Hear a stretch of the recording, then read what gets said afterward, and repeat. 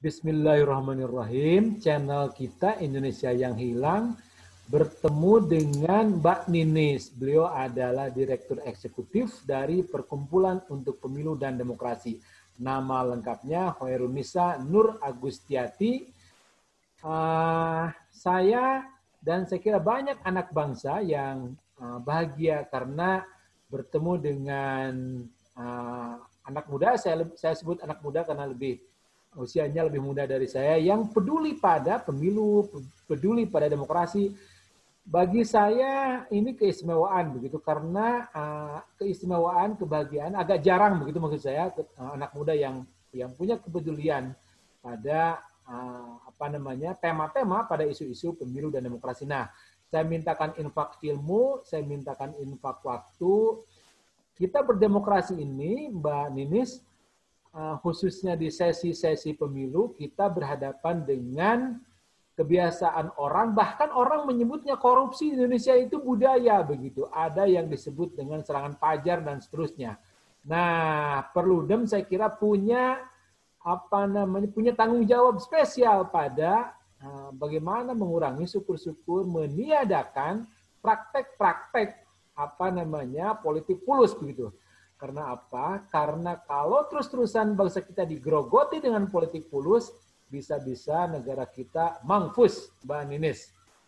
Nah, saya mintakan pendalamannya dari tema sekali lagi bagaimana melawan demokrasi fulus atau demokrasi suap begitu. Ya, pertanyaan pertama, Mbak Nisa, seandainya politik suap itu dijadikan musuh bagi Perludem, itu di berapa besar? Apakah dia di 3 besar, di 5 besar, begitu? Bagaimana Mbak Nisa? Ya, jadi memang ini mungkin ininya saya tutup dulu ya screen-nya ya. Ya, jadi kalau kita bicara soal politik uang dan penyelenggaraan pemilu atau pilkada kita, jadi memang kalau dari datanya Bawaslu terkait dengan pelanggaran pemilu atau pilkada, memang 3 besarnya itu yang pertama adalah politik uang, kedua netralitas ASN ya, lalu ketiga adalah soal daftar pemilih. Jadi tiga hal ini adalah ya, jadi 3 hal ini adalah masalah yang terus berulang dalam pemilu atau pilkada kita gitu ya. Bahkan kalau ada sengketa ke Mahkamah Konstitusi ya, seperti sekarang kan ada sengketa ke Mahkamah Konstitusi terkait hasil pemilu, terkait hasil pilkada, ya itu memang memang selalu muncul gitu ya laporan-laporan bahwa sudah terjadi pelanggaran politik uang atau vote buying dalam pilkada kemarin gitu. Jadi memang itu memang masih marak ya di masyarakat gitu. Memang kalau bicara soal apa penyebabnya gitu ya, kenapa terus berulang, ya tentu banyak faktornya gitu ya. Dari sisi peserta pemilu, misalnya namanya orang berkompetisi ikut pemilu tentu mau menang ya, mau menang dengan cara apapun gitu ya, semaksimal mungkin diupayakan dilakukan untuk bisa menang gitu. Nah, hal ini juga terjadi biasanya karena di satu sisi mungkin si calon atau kandidat itu tidak percaya dengan visi, misi atau program yang mereka tawarkan gitu ya. Kan itu kan adalah persyaratan ya untuk ikut di pilkada, kan ada syarat untuk bisa untuk memberikan visi, misi dan program itu. Nah, sebetulnya kan yang ditransaksikan dalam tanda petik ya, ditransaksikan dengan masyarakat kan visi, misi dan program itu gitu. Jadi ketika mungkin dari sisi partai juga mungkin tidak memiliki kandidat yang betul-betul kuat yang bisa mengambil hati pemilih berdasarkan visi, misi dan programnya, maka politik uang dianggap sebagai jalan keluarnya. Walaupun memang berdasarkan riset ya, ada bukunya Mas Burhanuddin Nuh tadi yang saya rasa bagus, judulnya terkait dengan politik uang itu.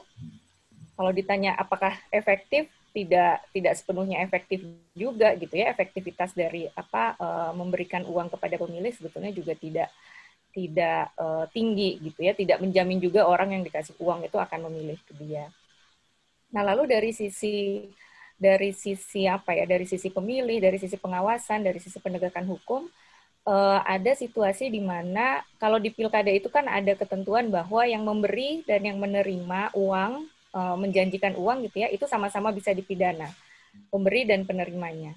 Nah, di satu sisi pemilih yang menerima uang itu terkadang khawatir juga kalau mau lapor gitu ya, karena yang menerima juga sama-sama bisa dipidana gitu. Justru ketika melaporkan ada kekhawatiran nanti bisa dipidana, bisa dikriminalisasi balik gitu ya, dengan tuduhan pencemaran nama baik dan sebagainya.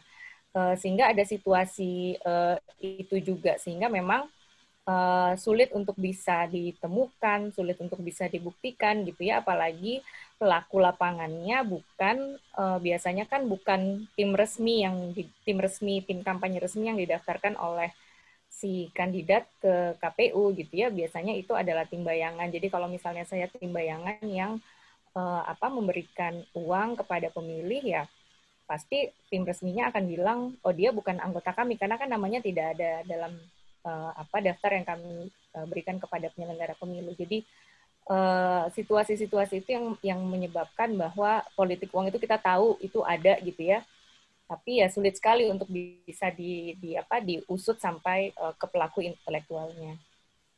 Mbak Nisa tadi dikatakan bahwa dari sisi si pemberi, dari sisi kandidat dia ingin menang, dia juga tidak percaya dengan barang yang dijualnya berupa visi misi begitu. Itu kan katakanlah intern si kandidat begitu ya, baik itu kandidat calon legislatif atau calon bupati, gubernur, presiden.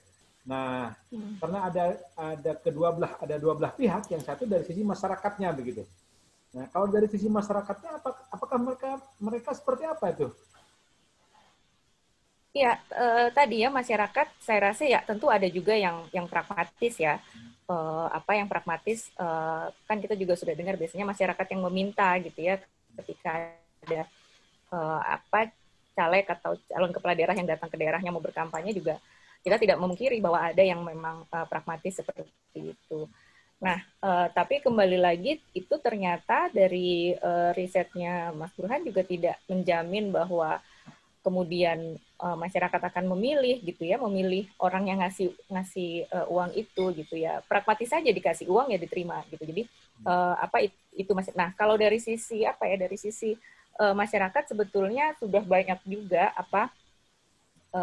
anjuran-anjuran ya atau kampanye-kampanye untuk menolak politik uang ini. Jadi misalnya dulu saya ingat sekali misalnya ada gerakan jangan ambil uangnya, jangan pilih orangnya gitu ya, atau sebelumnya malah ambil uangnya, jangan pilih orangnya, lalu beralih jangan ambil uangnya, jangan pilih orangnya, lalu laporkan pelakunya gitu ya. Nah, kampanye-kampanye seperti itu juga sudah ada sebetulnya di masyarakat, dan saya rasa juga itu terus dikampanyekan oleh teman-teman masyarakat sipil juga di daerah.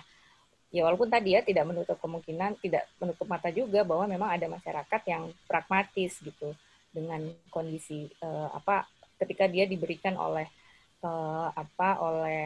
kandidat gitu ya. Nah, mungkin ini bisa juga terjadi karena kalau dari sisi kedekatan masyarakat dengan partai kita kan rendah ya, party ID gitu ya. Jadi tidak, masyarakat kita tuh tidak terhubung dengan partai gitu. Jadi ketika tidak ada keterhubungan itu, koneksivitas antara masyarakat dengan partai ya hubungannya jauh gitu ya. Ketika ada momen pemilu atau pilkada, ya tentu kan masyarakat merasa sebagai penggembira gitu ya, karena di tahun-tahun tidak ada pemilu atau pilkada kan kita tidak pernah berhubungan lah ya dengan partai gitu, baru didatengin ketika pemilu dan pilkada, sehingga ya ada yang tadi ya semacam pragmatisme itu ya juga ada. Mbak Ninis, ini bicara tentang konektivitas rakyat dengan partai. Bagi saya, ketika ada demonstrasi, masyarakat itu datangnya bukan ke kantor DPR, tapi ke partai.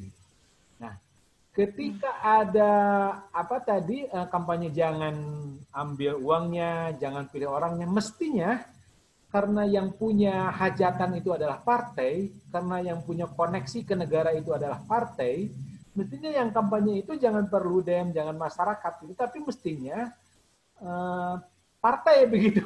Ini kan saya belum pernah melihat satu partai pun yang berkampanye sama dengan LSM tadi begitu. Apakah dengan demikian penyakitnya malah ada di tubuh partai begitu? Ya, itu memang kritik kita ke partai gitu ya. Memang kalau kita bicara soal pelembagaan partai politik ya sejak reformasi saja ya, kita tariknya sejak reformasi yang dekat gitu. Memang selama ini kan upaya perbaikan ya dalam artian misalnya merevisi undang-undang yang selalu, bukan selalu juga sih, maksudnya yang lebih dapat porsi perhatian besar kan reformasi dari sisi elektoralnya, dari sisi pemilunya. Jadi misalnya kita bentuk penyelenggara pemilu yang independen supaya bisa menyelenggarakan pemilu yang baik gitu. Nah, tapi dari sisi reformasi partai politiknya memang belum maksimal juga kita lakukan gitu. Nah, partai politik itu sebetulnya ada dalam posisi begini. Untuk bisa, pertama ya, kalau kita mau tarik lagi agak lebih jauh, untuk bisa mendirikan partai politik di Indonesia itu syaratnya sangat berat. Karena ketika ingin mendaftar di Kementerian Hukum dan HAM, Kumham, itu partai harus memenuhi syarat, misalnya harus punya kantor di seluruh provinsi di Indonesia 100% dari Sabang sampai Merauke. Harus punya perwakilan juga di 75% kabupaten kota. Harus punya perwakilan di 50% kecamatan. Nah, jadi itu kan syarat yang tidak murah ya.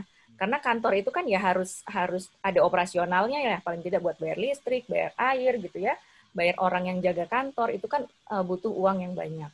Nah, kemudian setelah syarat untuk menjadi berbadan hukum dari Kumham, ada lagi syarat untuk bisa menjadi partai politik peserta pemilu yang kurang lebih syaratnya sama.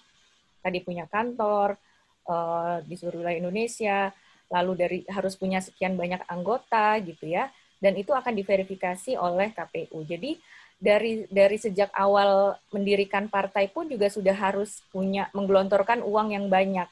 Nah, sementara kalau kita telusuri sumber pendanaan partai politik kita itu dari mana gitu. Kita ada dalam situasi yang berbeda dengan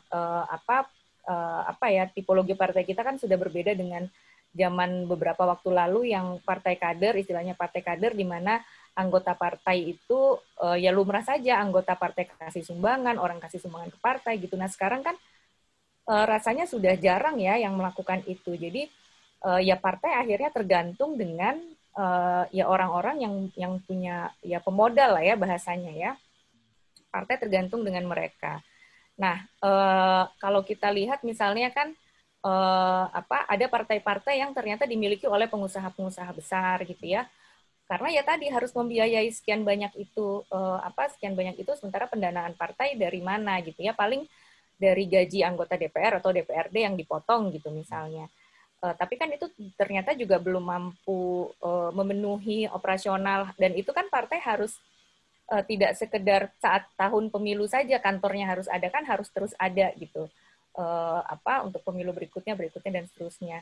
Nah, itu yang kemudian sejak awalnya sudah butuh uang banyak, sehingga ketika proses rekrutmen, proses kaderisasi gitu ya, misalnya ada mencari caleg, mencari calon kepala daerah, ya akhirnya partai yang mencari orang yang punya modal finansial besar tadi gitu. Karena sejak awal ya sudah harus keluar uang banyak. Nah, mencari orang yang punya modal finansial besar, ya akhirnya proses kaderisasi, proses rekrutmen yang berdasarkan merit system ya, misalnya ada seleksi dan sebagainya, itu belum terjadi di partai politik kita gitu. Nah, itu sebetulnya kalau mau ditarik lebih jauh ya mungkin sumber masalahnya kenapa kemudian banyak ya tadi ya kan setelah mengeluarkan uang sekian banyak ikut pemilu ya tentu keinginannya menang gitu ya. Ya cara menangnya bisa melakukan apa saja. Nah, ini kemudian kalau bisa berbuntut, misalnya kalau kita tarik ke kasus korupsi politik, biasanya kan juga nyampe ke sana gitu ya hubungannya, karena beberapa pejabat misalnya yang ditangkap oleh KPK biasanya setelah ditelusuri, oh uangnya ternyata untuk kepentingan pemenangan pemilu gitu ya, untuk mengembalikan modal istilahnya. Jadi kondisinya ya seperti itu di partai politik kita.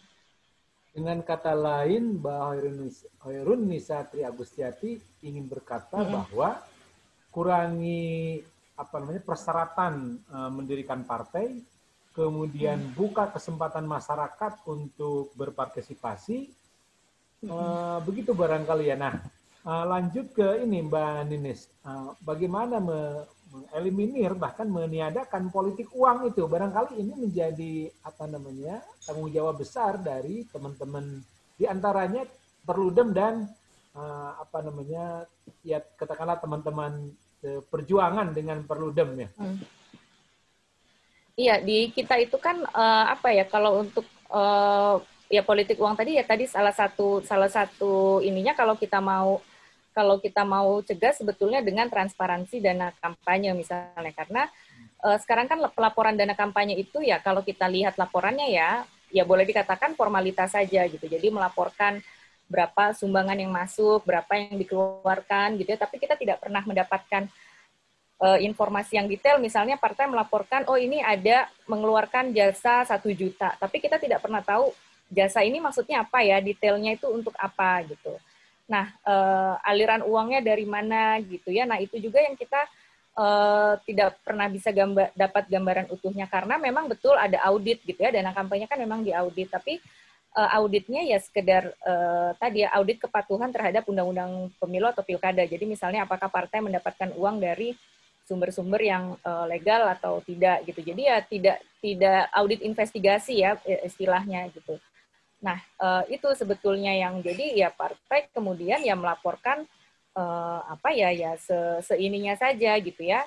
Karena kalau kita lihat laporan dana kampanye misalnya ada misalnya ketika laporan dana kampanye, laporannya misalnya hanya di rekeningnya hanya 1.500.000 gitu ya, padahal kita tahu misalnya ya balihonya di mana-mana gitu ya, banyak sekali ininya. Nah, itu kan artinya ada tidak transparan dalam melaporkan dana kampanyenya. Nah, kalau itu kita dorong transparansinya sampai detail, misalnya untuk misalnya si orang ini kemana, terus untuk bayar parkir juga dicatat, ya kita bisa tahu aliran-alirannya kemana. Iya. Sebelum saya bertanya bertanya seputar politik oligarki yang saya kira itu juga mengundang sahwa sangka gitu ya, mengundang syahwat politik uang gitu ya. Kalau dari sisi barusan kan dari sisi partai gitu. Kalau dari sisi masyarakatnya begitu ya, dari sisi ya masyarakat sebagai pemilik demokrasi, sebagai pemilik terakhir, benteng terakhir ya bangsa ini, itu bagaimana itu bisa kemudian dikurangi itu Mbak Ninis? Ya tentu penting ada upaya penyadaran ke masyarakat gitu ya. Tadi ya mungkin gini, masyarakat mungkin tahu tapi khawatir ingin melapor karena kan bagaimanapun juga ada kekhawatiran ya, takut dikriminalisasi balik, perlindungan terhadap mereka yang mau melaporkan kan juga itu penting dipikirkan. Nah, lalu kemudian ada kompleksitas misalnya ketika masyarakat mau melaporkan kan ketika mau melaporkan ke pengawas pemilu itu masyarakat diminta untuk bisa melaporkan misalnya menceritakan kronologisnya, melampirkan bukti yang itu mungkin untuk masyarakat awam ya sulit gitu ya untuk bisa membuat laporan yang sesuai dengan dokumennya harus lengkap secara administrasi gitu ya. Mungkin mereka hanya melaporkan oh di sini terjadi, ini ada fotonya gitu. Tapi itu juga yang kemudian menyulitkan masyarakat harus membuat laporan kronologis dan sebagainya. Jadi ya pendampingan kepada mereka yang melaporkan itu saya rasa juga penting gitu ya, sehingga ya masyarakat juga ya tidak kemudian ya saya udah lapor tapi kemudian ditolak laporannya karena berkasnya tidak lengkap. Dan di satu sisi juga ada misalnya masa waktunya gitu ya, masa kadaluarsanya. Jadi kan kalau saya nggak salah hanya 7 hari setelah kejadian ya itu dilaporkan. Nah kemudian kalau ada orang yang melaporkan 2 minggu kemudian ya itu sudah dianggap ini kadaluarsa karena batas waktunya tadi hanya 7 hari. Jadi ada situasi-situasi ini yang kemudian dari sisi masyarakat mungkin juga kan mungkin ya masyarakat tidak tahu sedetail itu ya, masyarakat kan tidak baca regulasinya, tidak baca undang-undang pemilu atau pilkadanya. Jadi penyadaran kepada masyarakat ya tugasnya penyelenggara pemilu gitu ya, mungkin juga tentu harus melibatkan pihak lain misalnya dari KPK atau dari PPATK gitu ya untuk bisa menjadi pemilih yang berintegritas tadi. Oke, beralih ke apa namanya politik fulus yang itu Ya, juga apa namanya satu rumah begitu dengan oligarki itu apa iya, namanya irisannya seperti apa, Mbak Nisa? iya tadi. Iya tadi apa tadi ya tadi kan sudah disampaikan bahwa untuk bisa mendirikan partai sulit, kemudian apa ya tentu partai akan mencari orang-orang yang apa ya ya ada memang betul ada juga kader yang dicalonkan oleh partai, tapi kan kalau kita lihat misalnya background apa calon kepala daerah kemarin misalnya banyak juga yang dari pihak-pihak swasta gitu. Nah itu kemudian ditambah lagi ketika ingin maju di pilkada misalnya syaratnya kan juga tidak mudah. Itu ada Jadi partai di politik. slide-nya Mbak Ninis ada Oh ya? ya, ada bisa saya Silakan. tampilkan ya. Monggo, makasih. Makasih Mbak Ninis. Ya, sudah terlihat ya. Nah, ya sebentar lagi. Nah, udah, bentar terlihat. Oke, baik. Nah, jadi saya langsung ke sini saja. Monggo, Jadi tadi monggo. kan mendirikan partai politik kan sulit tadi ya, untuk Iya, jadi iya. peserta pemilu juga sulit. Nah, untuk bisa Boleh. mencalonkan di pilkada juga syaratnya berat gitu ya, harus ada syarat minim. Jadi partai politik kalau mau mengajukan apa pasangan calon itu harus punya 20% minimal 20% kursi DPRD atau 25% suara dari pemilu sebelumnya. Nah, apa syarat ini kemudian yang apa membuat tidak semua partai politik itu bisa maju sendiri mengusung pasangan calonnya. Jadi karena berat, jadi mau tidak mau harus berkoalisi dengan partai yang lain gitu ya untuk bisa mencalonkan di pilkada, sehingga ketika dia mencalonkan dengan partai lain kan tentu apa ya ya partai ketika apa ya supaya partai ini mau bersepakat mencalonkan si A si B itu kan tentu ya harus ya pasti partai punya punya pertimbangannya ya punya pertimbangannya sendiri-sendiri gitu. Nah ini yang juga kemudian apa karena syaratnya berat ya akhirnya dari syarat calon perseorangan pun juga berat gitu ya. Nah akhirnya yang apa yang maju ya kita istilahkan dengan oligarki tadi gitu, karena elit-elit saja yang bisa bisa ikut dalam proses kompetisi ini.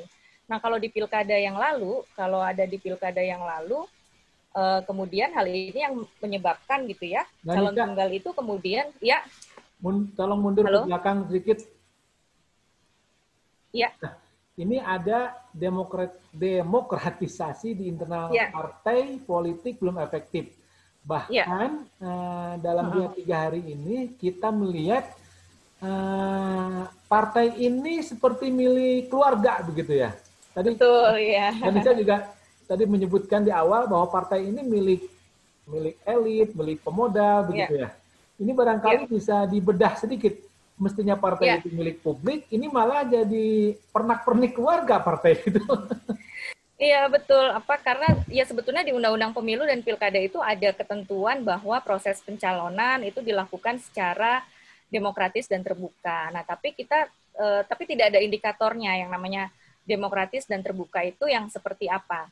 Apakah ada apa ya semacam ada seleksi di internalnya gitu ya? Apa indikator demokratis dan terbuka? Karena kemudian ini tetap dikembalikan ke masing-masing ADART-nya partai politik. Sehingga misalnya ya kalau kita sering yang kalau kita apa lihat di media gitu ya ketika proses pemilu atau pilkada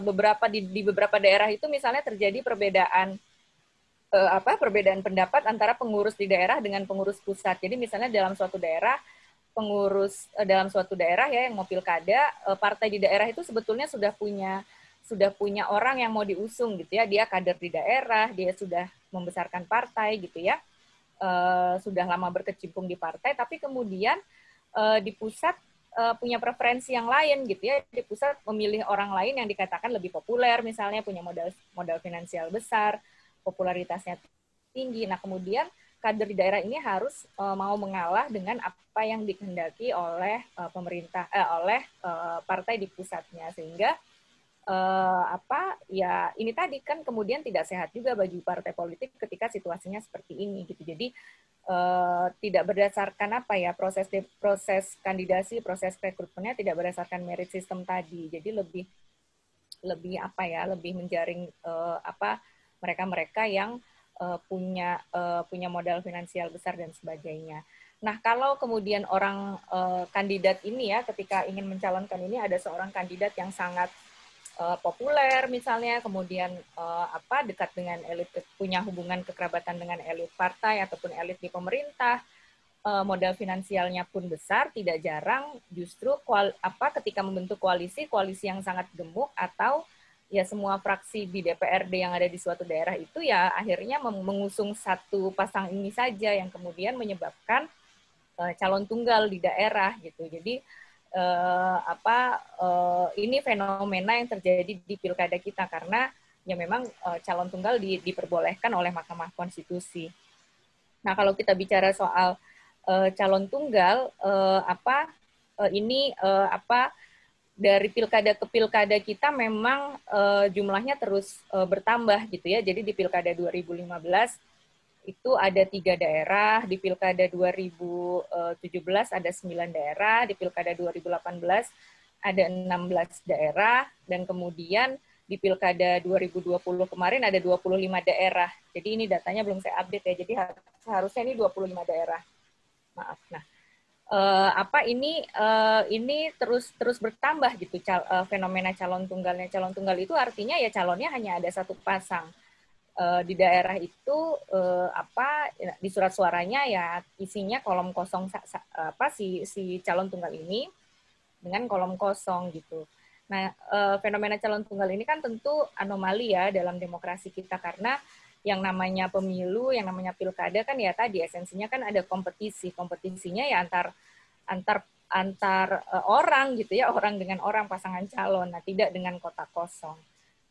Ini yang kemudian kalau jumlahnya terus bertambah gitu dari pilkada 2015, 17, 18 dan 2020 karena dengan tanda petik ya memborong semua partai yang ada di daerah, kemudian ini bisa juga sebagai cara instan untuk bisa memenangkan kompetisi karena berdasarkan pengalaman gitu ya, daerah yang rata-rata hampir semua daerah yang bercalon tunggal itu ya si pasangan calon tunggalnya menang. Hanya ada satu daerah pengalaman di kita, hanya ada satu daerah yang kotak kosongnya yang menang, yaitu di Pilkada Makassar tahun 2018. Sehingga ketika si kotak kosongnya yang menang, Pilkada di Makassar harus diulang lagi gitu ya di Pilkada 2020 kemarin. Nah, ini yang yang terjadi gitu ya, yang terjadi dalam pilkada kita. Jadi tadi kalau kita bicara soal demokratisasi di internal partai gitu ya, tentu kita perlu ada perlu ada reformasi, perlu ada perubahan dari sisi partai politik kita gitu ya. Jadi misalnya ketika ingin melakukan seleksi kandidat, harus setidaknya ada tiga pertanyaan ini yang bisa kita jadikan indikator untuk membuat proses rekrutmen dan proses kandidasi itu lebih demokratis. Jadi misalnya melihat siapa yang memenuhi syarat berdasarkan undang-undang partai politik, undang-undang pemilu, ADART dan aturan partai. Nah, lalu siapa yang mencalonkan? Apakah prosesnya inklusif atau eksklusif? Semakin dia melibatkan melibatkan anggotanya, melibatkan pihak luar, tentu semakin inklusif. Tapi kalau kemudian proses pencalonan itu ditentukan oleh pimpinan pusatnya saja misalnya ya, oleh ketua umumnya saja, ya tentu prosesnya eksklusif. Lalu apakah prosesnya sentralisasi atau desentralisasi gitu ya, apakah melibatkan suara-suara partai di daerah, dan apakah juga kemudian ada partisipasi anggota gitu misalnya, atau bahkan partisipasi masyarakat secara umum. Nah, siapa yang dicalonkan ini berkaitan dengan kualitas individunya. Nah, ini ya terkait siapa yang mencalonkan. Jadi misalnya apakah di partai politik itu ketika mencalonkan calon kepala daerah itu ada semacam pemilu di internal partainya gitu ya. Kalau ada pemilu yang dipilih oleh anggotanya gitu ya, jadi anggotanya yang menentukan. Tentu semakin inklusif. Atau bahkan dibuka ke publik gitu ya, publik juga bisa ikut memilih, tentu semakin inklusif. Atau ya ini semakin ke kanan semakin eksklusif gitu ya. Jadi misalnya apakah ada lembaga khusus yang dipilih oleh partai gitu ya khusus untuk pencalonan, atau ada komite nominasi. Tapi kalau hanya ditentukan oleh ketua umumnya ya tentu prosesnya menjadi sangat eksklusif, proses pencalonannya menjadi sangat eksklusif. Nah, tadi ini juga terkait dengan apakah dia melibatkan suara-suara dari daerah atau tidak gitu ya. Suara-suara dari lokal atau tidak, atau ya prosesnya tersentralisasi di pusat saja gitu. Suara-suara daerah tidak didengarkan. Nah, kemudian ini kita perlu membuat model, merumuskan model rekrutmennya. Jadi tadi siapa yang memenuhi syarat gitu ya, keanggotaan partai politik dengan masa keanggotaan tertentu. Jadi misalnya ini berkaitan kan kita juga banyak mendengar ya soal politik kekerabatan. Jadi orang-orang yang dicalonkan itu adalah kerabat elit, kerabatnya pejabat, kerabatnya petahana gitu Yang ya. terbaru itu ini politik dinasti. Iya, betul, politik dinasti. Nah, Mahkamah Konstitusi memang menyatakan itu konstitusional karena argumentasi MK adalah kan kita tidak pernah tahu kita dilahirkan dari keluarga mana gitu ya, bukan pilihan kita itu kita dilahirkan dari keluarga mana. Ya tentu betul gitu ya. Nah, oleh karena itu ya kita perlu bikin ruang kompetisi yang setara. Karena kalau ruang kompetisinya tidak setara, ya tadi dikuasai elit, dikuasai oleh oligark tadi. Nah, akhirnya anehnya MK jadi ngurus kelahiran. iya dah. Tentu kita perlu rumuskan kembali partai politik itu kalau mau mengusung orang atau kandidat dicalonkan gitu ya, ya kita harus bikin persyaratannya. Jadi setidaknya dia sudah menjadi anggota partai 2 atau 3 tahun misalnya. Karena kan kita tahu ya, misalnya ada orang yang baru seminggu jadi anggota partai terus langsung bisa dicalonkan di pileg atau di pilkada. Nah, tidak setara jadi ruang kompetisinya bagi internal partainya juga menjadi tidak setara. Kenapa 2 sampai 3 tahun gitu ya? Ya setidaknya dia sudah mendapatkan internalisasi nilai-nilai kepartaiannya, sudah memahami betul lah ideologi partainya seperti apa. Jadi walaupun misalnya itu adalah anaknya dari petahana, keluarganya, kerabatnya gitu ya, politik dinasti, ya startnya sama gitu. Sudah melalui proses yang sama dengan kader-kader partai yang lainnya. Lalu apakah kemudian rutin membayar iuran anggota gitu ya? Nah, lalu apakah aktif juga dalam kegiatan partai? Jadi tidak sekedar menjadi anggota yang hanya punya kartu tapi dalam dalam aktivitas partainya tidak aktif. Nah, lalu bagaimana mekanismenya? Mekanismenya tadi tentu kita harus buat secara inklusif. Jadi misalnya apakah ada konvensi, lalu apakah ada pemilihan pendahuluan gitu ya dengan prinsip-prinsip terbuka, melibatkan anggota partai atau melibatkan publik, lalu dilakukan pada level kepengurusan partai politik di provinsi untuk pemilihan gubernur dan kabupaten kota di level kabupaten kota untuk pemilihan wali kota atau wakil bupati. Sehingga kalau kita punya rumusan ini ya ini yang kemudian menjadi dasar bagi penyelenggara pemilu untuk menentukan ya, untuk memverifikasi lolos atau tidaknya si calon itu gitu. Jadi memang kita sudah mulai perlu juga ya mendorong demokratisasi di internal partai politik.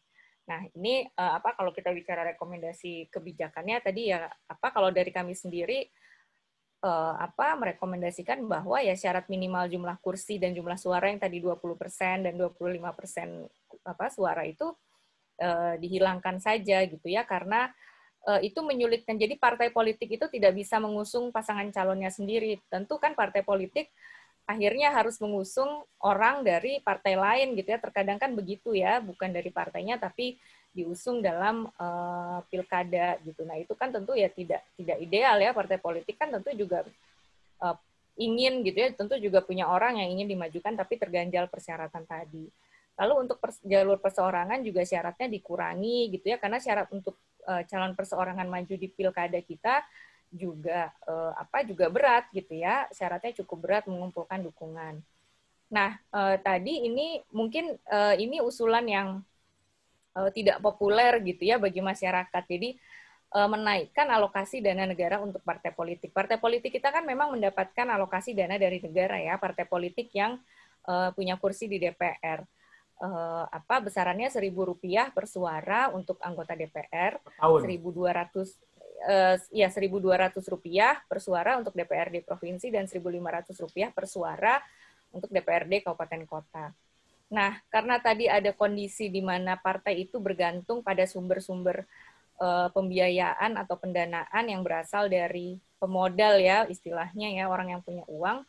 Ya karena kita ini memilih sebagai negara demokrasi dan partai politik adalah institusi yang utama ya, institusi core institusi, termasuk salah satu institusi penting dalam demokrasi ya, tentu negara harus hadir gitu ya. Nah, tapi memang ketika alokasi dana negara untuk partai politik ini ditingkatkan, tidak dalam artian negara membiayai seluruh operasional kebutuhannya partai politik gitu ya. Jadi misalnya 30%-nya dari negara, dan ini tidak diberikan langsung gelondongan dikasih 30%-nya gitu. Tentu bertahap ya. Ini yang kemudian oleh teman-teman KPK, teman-teman LIPI, dan beberapa teman-teman masyarakat sipil lainnya termasuk Perludem mendorong bahwa partai politik harus memiliki sistem integritas partai politik atau SIPP tadi.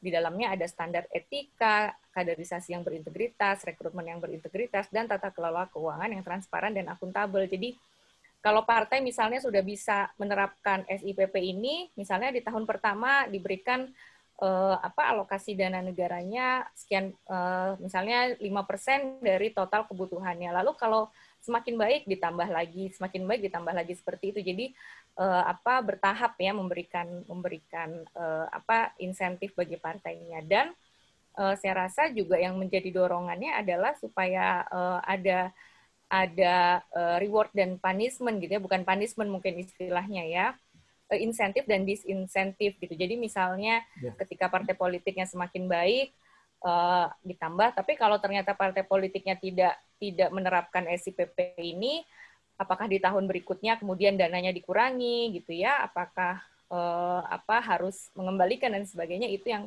bisa kita diskusikan sama-sama. Tapi ini ya kondisi ya, balik lagi ya bahwa memang betul perlu ya untuk bisa bisa memperbaiki demokrasi kita gitu ya. Politik uang kan memang tidak sekedar di ujungnya misalnya penegakan hukumnya dan sebagainya, tapi memang harus dimulai dari partai politiknya sebagai institusi yang tadi ya, ya partai kan fungsinya tadi ya menciptakan pemimpin gitu ya, melakukan kaderisasi, ya memang juga harus dari partai politiknya yang dilakukan reformasi. Mungkin begitu, Pak.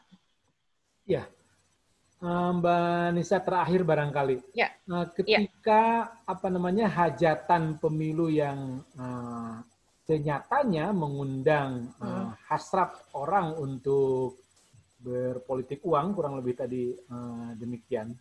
Adakah ketika dibenturkan dengan pemilihan bupati itu mendingan langsung atau kembali lagi ke DPR begitu? Karena dulu seingat saya Nahdlatul Ulama, Muhammadiyah itu dan negara juga hampir meloloskan agar pemilu langsung itu kembali lagi ke pemilihan di ruang-ruang DPR gitu. Karena apa? Karena madorotnya jauh lebih kecil dan jauh lebih terukur begitu ya. Memang di DPR juga tidak tertutup ada kemungkinan politik uang, tapi kan itu lebih gampang dikontrol begitu ya.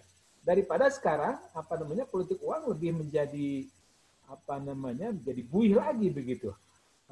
Bagaimana itu ketika dibenturkan dengan kembali lagi ke pemilihan di gedung-gedung dewan?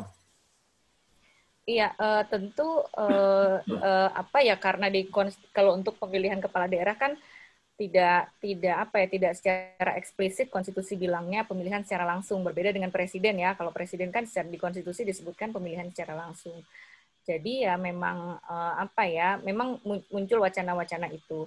Tapi kalau ditanya mana yang lebih demokratis, ya tentu memilih secara langsung gitu ya. Nah, menurut saya tadi ketika kita bicara politik uang, masalahnya tuh bukan pada sistem pemilihannya, tapi tadi ya, mulai dari partai politiknya, mulai dari penegakan hukumnya, pengawasannya, pelaporan dana kampanyenya gitu ya. Jadi kalau memang perlu ada yang diubah ya di situnya gitu ya, bagaimana proses rekrutmennya, proses di partai politiknya, penegakan hukum yang lebih tegas gitu ya, yang bisa memberikan efek jerah, yang bisa mengusut sampai ke pelaku intelektualnya. Jadi bukan pada sistem pemilihannya yang diganti gitu, karena memang ya tidak menutup kemungkinan di DPRD juga ada politik uangnya atau jual beli suaranya juga gitu. Jadi ini hanya memindahkan saja kan, artinya kalau yang ini tadinya politik uangnya di masyarakat, ini ya misalnya di perwakilan kita gitu. Jadi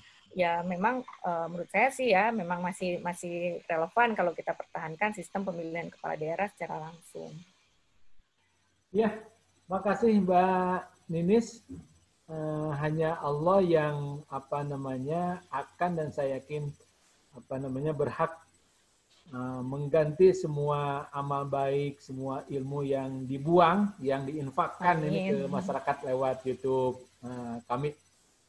Tapi saya ingin ada penutup dari Mbak Nisa selaku Direktur Eksekutif Perludem begitu. Sekali lagi, bagaimana kita melawan politik uang? Karena apa? Karena bangsa ini tidak akan berdiri tegak begitu kalau moralnya itu moral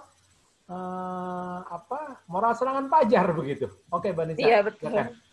Iya, baik, terima kasih Pak Anton dan teman-teman di channel Indonesia yang Hilang. Ya, menurut saya kita sebagai pemilik perlu menyadari bahwa ketika kita menerima uang ya atau dalam bentuk apapun ya, janji-janji memberikan sesuatu barang dengan kita harus memilih orang tertentu, ya sama saja kita menggadaikan suara kita gitu ya. Jadi menurut saya yakinlah bahwa suara kita itu bernilai dan akan menentukan. Jadi kitalah yang menentukan gitu ya, karena ibarat kata pemilu itu kan sebetulnya ajang reward dan punishment. Kalau kita suka kita pilih lagi, kalau tidak kita suka ya tidak pilih lagi. Nah, kalau bahasa ekstrimnya mungkin senjatanya masyarakat ya, ketika kita nggak suka dengan performa pemerintah ya dengan lewat pemilu lah gitu ya, proses konstitusionalnya. Jadi itu yang masyarakat bisa lebih memahami lagi ya nilai suaranya itu, jangan sampai bisa digadaikan, karena ya tadi ketika kita sudah menggadaikan suara kita ya ada potensi pejabat terpilihnya ya juga akan tidak amanah gitu ya. Kita sudah lihatlah beberapa pejabat yang ditangkap KPK gitu ya, itu kan karena ada proses yang tidak jujur sejak awal. Mungkin itu Pak dari saya. Terima kasih banyak. Mohon maaf kalau ada kekurangan. Insya Allah bisa diskusi lagi. Iya. Terima kasih Mbak Nisa. Ya, sama-sama Pak. Terima kasih. Assalamualaikum warahmatullahi wabarakatuh. Waalaikumsalam warahmatullahi wabarakatuh. Saya izin pamit ya Pak.